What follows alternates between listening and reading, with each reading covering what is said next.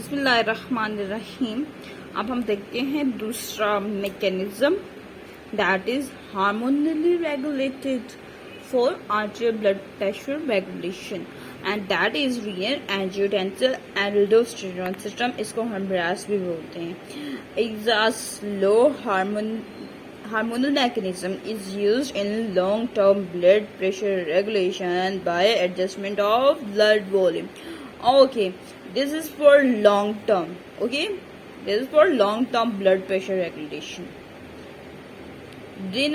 और हमारे पास blood pressure regulation कैसे कर रहा होता है? By adjustment of blood volume. जबकि हमारे पास जो रिसेप्टर था वो हमारे पास किसे हार्ट रेट पे, बल्कि वो हार्ट पे मेन चीज, हार्ट को मेन चीज फोकस कर रहा था। वो हमारे पास हार्ट रेट बढ़ा रहा था, कंट्रैक्टिलिटी बढ़ा रहा था, आर्टियोल्स की वजह से कंस्ट्रक्शन करा रहा था, वेन्स की कंस्ट्रक्शन कराता है। Okay, through activation of sympathetic and by down regulation of and by the inhibition of parasympathetic ना। So this is renin angiotensin aldosterone. इसका मैकेनिज्म जरा डिफरेंट है और ये हमारे पास long term blood pressure regulation के लिए है। Renin is an enzyme, angiotensin 1 is inactive. Okay, ये भी हमारे पास एमसीक्यू है कि हमारे पास कौन सा एंजाइम इनएक्टिव है। तो कौन सा हमारे पास एंजाइम इनएक्टिव होता है? Angiotensin 1। Angiotensin 2 is physiologically active. Active कौन है? Angiotensin 2। Angiotensin 2 is degraded by एंजियोटेंसिनेज।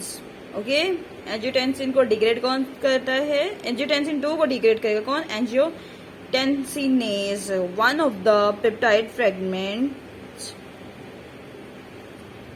Angiotensin 3 has some of biological activity of angiotensin 2. Okay, angiotensin 3 जो है, it is a peptide fragment. Okay, and it has biological activity of angiotensin 2. Steps in renin angiotensin aldosterone system, figure 3.17. We will see it later on. First we will see the theory.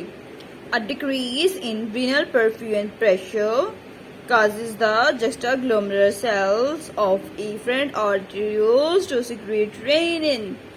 Okay, जरा इसका हम थोड़े थोड़े steps का comparison भी करते जाएं ताकि हमें बाद में कंफ्यूजन ना हो। ठीक है, जो बैरोरिसेप्टर था उसमें हमारे पास जो है कैरोटिड साइनस नर्व पे जो बैरोरिसेप्टर्स थे वो इन्वॉल्व थे। ठीक है, और जो आर्टरी ब्लड प्रेशर कम होता था तो उसको डिटेक्ट करते थे। ठीक है, और हेयरिंग नर्व और क्रेनियल नर्व 9 के थ्रू हमारे पास वेसोमेट्रिक सेंटर से ब्रेन के उनको बताते थे। ठीक है, यहाँ पे हमारे पास क्या स्टोरी है? जब हमारे पास रीनल परफ्यूजन प्रेशर कम होगा तो हमारे पास जो एफरेंट आर्टरियोल्स है उसके अंदर कौन से सेल्स हैं? Juxtaglomerular cells. कौन से सेल्स क्रिएट करते हैं हमारे पास रीनल? Juxtaglomerular cells. किसके? एफरेंट आर्टरियोल में जक्स्टाग्लोमेरुलर सेल्स हैं, वो क्या क्रिएट करेंगे? रेनिन। कब? जब हमारे पास रीनल परफ्यूजन प्रेशर क्या हो जाएगा? कम हो जाएगा। Renin is an enzyme that catalyzes the conversion of angiotensin to angiotensin 1 in plasma.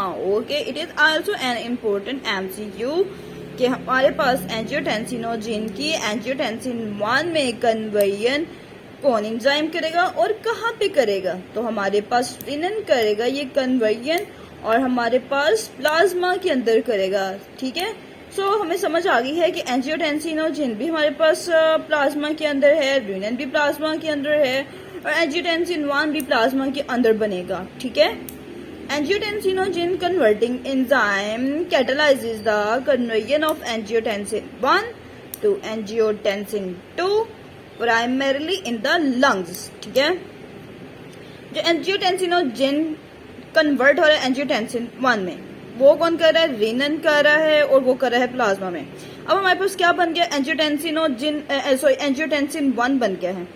So angiotensin 1 को एंजियोटेंसिन 2 में कौन सा एंजाइम कन्वर्ट करेगा? Angiotensin converting enzyme. और किस जगह पे करेगा? लंग्स में। ओके,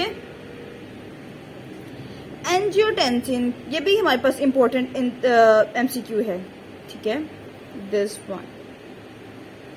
ठीक है, angiotensin converting enzyme inhibitor, for example captopril, block the conversion of angiotensin 1 to 2 and therefore decrease blood pressure.